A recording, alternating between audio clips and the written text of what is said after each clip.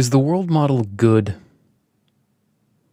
The basic thing we need to know about the model itself is it worth our time? Our time is valuable. Is the world model valuable enough to spend time paying attention to it? We can ask the same thing about Re28 itself, and we do, and we are. And I'm sorry if you're not sure, but you need to get sure. You're here. You need to get serious.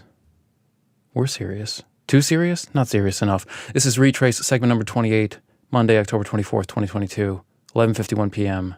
Re28 is about what's going on out there. Re28 is trying to be about what's going on out there, but it's much harder than it looks. And a lot of people who think and act like they are about what's going on out there are not. And I can vouch for that because it is freaking hard and they're not doing any work. They're not doing work. Well, they're doing work, but they're not doing the work. Why do you ask? Is the world model good? Why do you ask that? I'll tell you why you ask that. Why do we need the answer to why we ask that question? No, I'm going to take a drink first. The reason we ask the question, is the world model good, is because we need the world model. We need it, and we need it to be good. We don't need it and we're okay with it being bad. Why do we need the world model? We need to know what's going on out there. You, dear listener, need to know. Why? Because there's fun and doom to be had in the world. Fun and doom are the main reasons. Maybe there are other reasons. But fun and doom cover a lot of things. There's fun and doom to be had, and this causes us feelings. Don't you have feelings when you think about fun and doom? You should. If you don't, there's something wrong with you. The other reason we need to know what's going on out there is real deadlines. We've talked about deadlines extensively on this show. Real deadlines require us to act with imperfect knowledge or else miss the fun and succumb to the doom. Okay, so that's why we need to know what's going on out there. Why do we need a world model? That's why why do you need a world model? Just go around and look, because it's complicated. The world, it's hard to know. It's hard to know what's going on out there because it's big. Out there is big, and big things with a lot of stuff in them tend to be complicated. So the question we're asking tonight about the world model, whether it's good, is how would we know if it's good? What the heck does good mean? Try it. You try and convince somebody that you know what good means. I mean, it depends on who you're talking to. Some people are more easily convinced than others, but I'm not, and you shouldn't be. All right, enough. Enough with the lead in. What is good? We want to know if the world model is good. What makes anything good? This is hard. This is hard stuff. This is deep philosophy. I went at it today, and I mean, I'm not at a loss. I've got a thing here. Like, we're going to end up with a model, a good model, a good model, which is to say, a model of what's good that is good itself is good. That it is itself is good, right? Got it? Follow that? I came up with 4 things. So, how do we know if the world model number 4, and we're on world model number 4, that 4 has nothing to do with the 4 things. How do we know if world model 4, which is currently the latest one, how do we know if it's good? Well, if good has more than one meaning, we're going to have to talk about the different meanings of good. But I just want to interject here a little bit that G.E. Moore, the philosopher, says that it can't be defined, that it's sort of a primitive. He says that in Principia Ethica, which I haven't read, but I've read enough about, and I read the analytical table of contents, and well, that's the thing I'm going to get into is this. Okay, we'll talk about that in a second, what that analytical table of contents reveals. And skipping ahead, the analysis is a tar pit, as with other things, as with the world model itself, or the world. It's hard to know because it's big and complicated.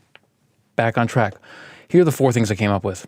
The 4 meanings, or at least the most obvious 4 meanings of good that will tell us whether or not our world model is good, or anything that Re28 has to offer is good. The first one is the good as in right. Like, that's the good, right thing to do. Moral and ethical good. How should we understand this? It's like it's something like the caring about the doom of others, which in our world model terms is micro, partial, and individual threat modeling of others. and the other level, the higher levels of local, which is your group, and then global, catastrophic risk, global threat modeling. Those sort of already automatically care about the good of others, or the doom of others, I should say. But it's not morally good because it's sort of automatic. It's sort of self-interested caring above a certain level. This is sort of a technicality, but just if you dig into this stuff, you're going to find this technicality, and I just want to address it. Okay, so maybe when we talk about moral and ethical good, we're talking about caring about the doom of others. We could be talking about Schopenhauer's conception of compassion, his two fundamental problems of ethics. The first one, or the second, I think it's the second one. Again, like these people, these philosophers, they've just reached me. I'm not a scholar of this stuff. I haven't studied them deeply. Schopenhauer, I like what I've seen of him. Kierkegaard's Being That Self, which one truly is, which he says is the opposite of despair. I like that. I like that a lot. But I haven't studied Kierkegaard. I'm not going to tell you about Kierkegaard. I don't even know if I'm pronouncing his name correctly, but I can't care about these things. Scanlon's Contractualism, his book, What We Owe to Others, I think it is. Again, it's sort of a utilitarian-based, rule-based conception of what's good. And then McCaskill, more recently, with effective altruism. These are all forms of right, moral, ethical good, okay? So that's number one. Is the world model right, moral, and ethical? I don't know. I haven't really evaluated it yet, but this is on that dimension. We'll come back to that one. I've been more focused on the other kinds of good for this simple reason. There have been many good thoughts and insights about the moral and the ethical good, but there's no morality if we're dead. So that brings us to good version number two, or good dimension number two, which is it true? Is it accurate? Does it resemble reality? Does the world model resemble reality? Okay, so that's aspect number two. And we can think of, the quote that I opened Re's segment one with, the Bertrand Russell, true expectations. Do our inferential habits, lead us to more true expectations of nature, and which is necessary for adaptation, biological survival? That's sort of true. Is it accurate? Does it resemble reality? If my mental model says that if I jump off a cliff I'm going to fly, it's not a true expectation. If you change the time order of that, all right, enough. The other thing that, and this gets a little bit more wild, is it good in terms of purposes of fitness, like adaptively good? Like, forget about whether it's morally right, forget about whether it's true to reality, which we might not even be able to get to very directly. Does it help us achieve our goals? Is it good in the sense that it's fit for purpose? If we want to achieve survival, if we want to thrive, we have goals. Is the world model good for that? And actually, Hoffman has this hypothesis: fitness beats truth. I wrote FTB, but it's FBT, isn't it? Fitness beats truth. His book is The Case Against Reality, and the argument, more or less, is because of because of natural selection, which is sort of an algorithm that's much bigger than biological evolution on Earth or even in the whole universe. It's what Dennett calls the universal acid test. That it's mathematically, and he didn't do the math, someone else did the math, and he says the math proved him right, but mathematically, that our perception of reality is at least as likely to be in service of adaptation and survival as it is to be faithful to the truth or have high fidelity to reality. It's like the way we perceive the world is not at all necessarily connected to how the world really is, but it is all 100% connected to what makes us more fit and better at surviving. So, is it fit? Is it good in the sense of fit for purpose, which is most broadly our survival? And finally, and those are the three main, is it right morally?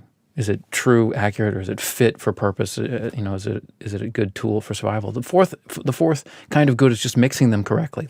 You can think of that as the three-dimensional space. You got X, Y, and Z axes, and you just put your little dot about when you're talking about how good something is or whether or not it's good. Maybe you only care about it being true. You put it all the way to which one's going to be true will be the Y-axis. Put it all the way to the top. Doesn't matter whether it goes forward or backward in terms of fitness. Doesn't matter whether it goes left or right in terms of morality. As long as it's anywhere up in that plane. Am I being too geometric here? You're fine with it. But really, most people are going to want to place their dot somewhere in that little three-dimensional space. That's the mixture. Do we get a good mixture? Is the world model a good mixture of being morally right, faithful to reality, and fit for purpose of survival? That's what I've got. Those four things. Three plus the mixture of the first three, which is the fourth one. The problem with, and I call it RTFM, right, true, fit, and mixed. RTFM, read the effing manual. RTFM, right, true, fit, and mixed. That's how we, what is that? That's a model.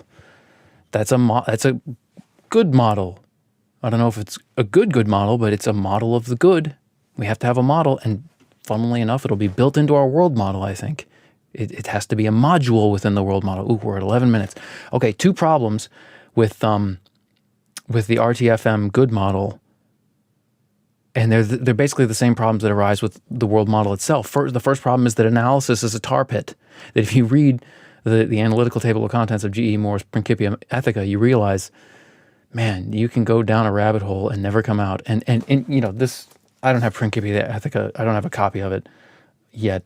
But, you know, half of this Oxford philosophy from 2004, I think it is, which I love these things, the Oxford Companions, Mind and Philosophy. I love them. I get a lot of mileage out of them.